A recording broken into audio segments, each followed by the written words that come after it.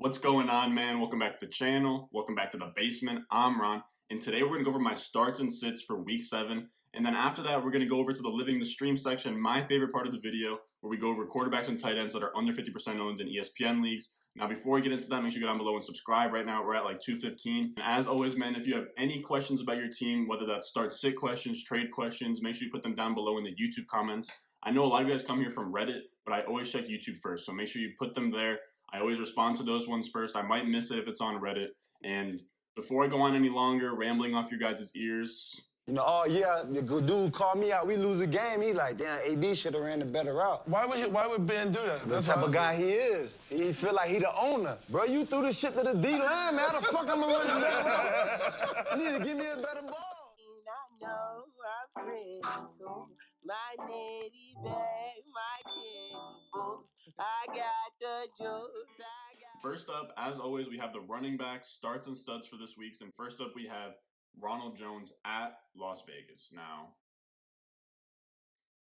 I think that this is just going to be I think this is officially me saying that it's rest in peace for Leonard Fournette. Sir Leonard the Great, he was somebody I was high on coming into this offseason. I'll come out clean. I didn't think he was going to get this injury. I didn't think he was going to be on the Buccaneers, but it happens. Shit happens. Ronald Jones is coming off his third straight 100-yard rushing game, and I think that Ronald Jones is going to be a top 15 option moving forward.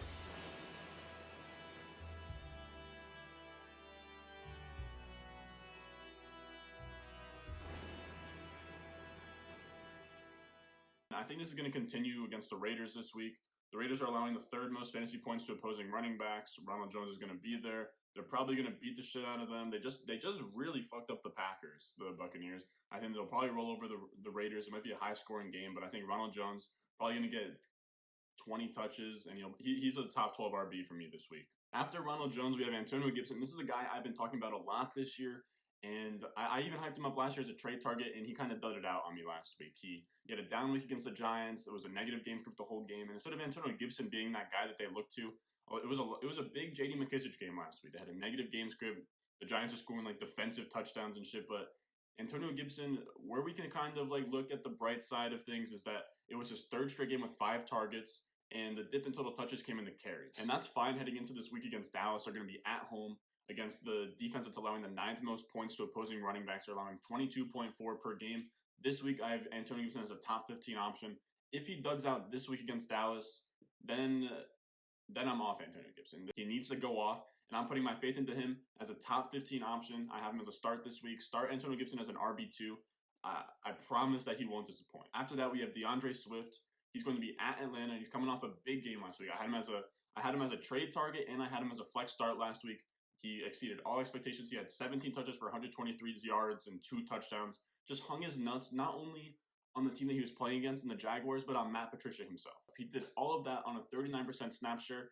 Now, 39%, it's low, but it led the team in snap share at the running back position. It's only going to keep climbing. He's going to be in the Dome on Saturday against Atlanta. It's going to be a shootout against a soft defense. I think DeAndre Swift's going to have another big game. These are the guys I'm not really messing with this week. These are my sits and busts. And first up, we're going to have Le'Veon Bell at Denver. Now, I know a lot of you guys grabbed Le'Veon Bell, traded for him, or you've just had him. He's been on the Jets, just absolutely wasting away with Adam Gase. And we're excited for what he's going to do on the Kansas City Chiefs, but I don't think it's going to happen this week. I think they're going to work him in, and he's playing against Denver, who are only allowing 12.1 points to opposing running back, which is first in the NFL. So it's a tough matchup. He's going to be on a limited snap share. So I'm staying away from him this week. He's outside my top 24 running backs, but he's a decent flex play if you need him there. Then after that, for the second straight time on my sits and busts list, we're going to have Damian Harris at home against San Francisco. He just came off another bad week, and then he's playing the best run defense after Denver.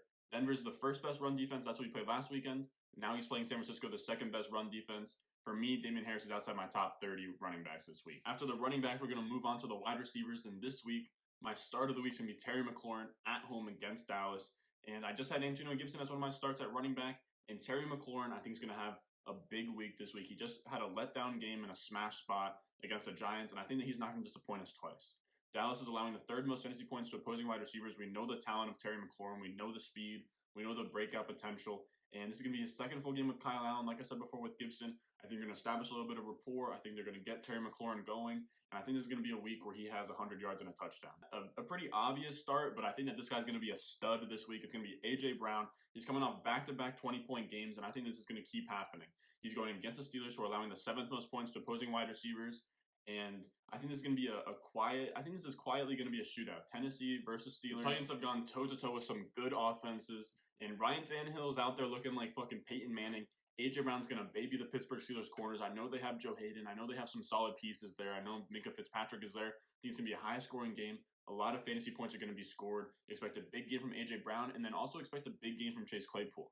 The Tennessee Titans are quietly allowing the 6th most fantasy points to opposing wide receivers, and I think Claypool is going to be a mismatch for Malcolm Butler on the outside. I think they're going to struggle to contain Claypool, and I have him as a top 20 option for this week. After that, we go to our sits and busts, and our first player is more of a bust than he is a sit, and it's Amari Cooper. Lord have mercy, I'm about to bust. I have him as a back-end wide receiver 2 this week. The Cowboys didn't look too good last week, and I think that against the Washington football team, the Cowboys receivers are going to struggle outside of CeeDee Lamb. CeeDee Lamb is like a borderline start for me because their cornerbacks are insane. They have Ronald Darby and Kendall Fuller, who are ranked 22nd and number 1 on Player Profiler's cornerback rankings right now, and they're allowing the 3rd least amount of fantasy points to opposing wide receivers. It's going to be a tough day for Amari Cooper. It's probably going to be a low-scoring game in a divisional matchup.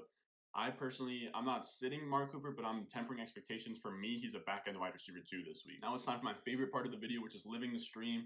Everybody just ride the wave with me. We're going to go over my quarterbacks and tight ends that are under 50% owned in ESPN leagues. And first up, we have Teddy Bridgewater. Big Dig Bridgewater at New Orleans. He's going to get revenge on his old team. You know, kind of going back to New Orleans, the team he was on last year.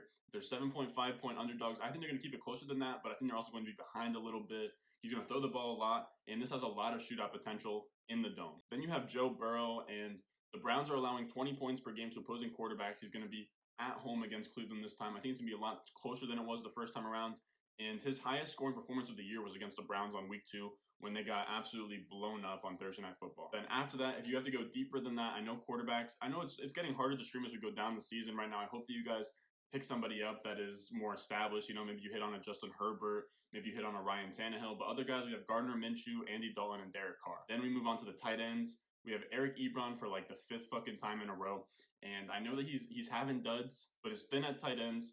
Tennessee's allowing the 7th most points to opposing tight ends. As I said earlier, low-key shootout potential in this Tennessee-Pittsburgh game. Just at this point, if you start one of these tight ends, you just pray for a touchdown and just hope that he scores. Then we have Dalton Schultz in a similar situation. You pray for a touchdown, you hope for 50 yards. They're playing against Washington, and like I said, the corners on the outside are crazy good, but they're allowing the 5th most points to opposing tight ends. It's another one of these defenses that funnels targets into the middle. I think it's going to be a good game for Dalton Schultz, and I think it's going to be a good game for CeeDee Lamb. Then, if you have to go any deeper than that, and I really hope you don't, but we have Darren Fells, Logan Thomas, and Greg Olsen as deep, deep streams at tight end. If you made it this far, man, I appreciate it. Make sure you go down below and subscribe. While you're down there, as I said before, if you have any comments or any questions about start-sit questions, trade questions, waiver wire questions, anything along those lines, just comment them down below in the YouTube comments. I always respond. And be on the lookout for my next video that's coming out on Tuesday. It's going to be a really fun video. I'm going to start every Tuesday having a video where I sit down for like a half an hour to 60 minutes, who knows how long, and talk about not only football, not only fantasy football, but college football, the college prospects, UFC, NBA, NCAA basketball. It's going to be a fun podcast, so be on the lookout for that. And as always, man, I'll see you in the next one. Thirsty, trying to choose. I mean, I know I'm pretty cool. My nitty bag, my kitty boots. I got the juice.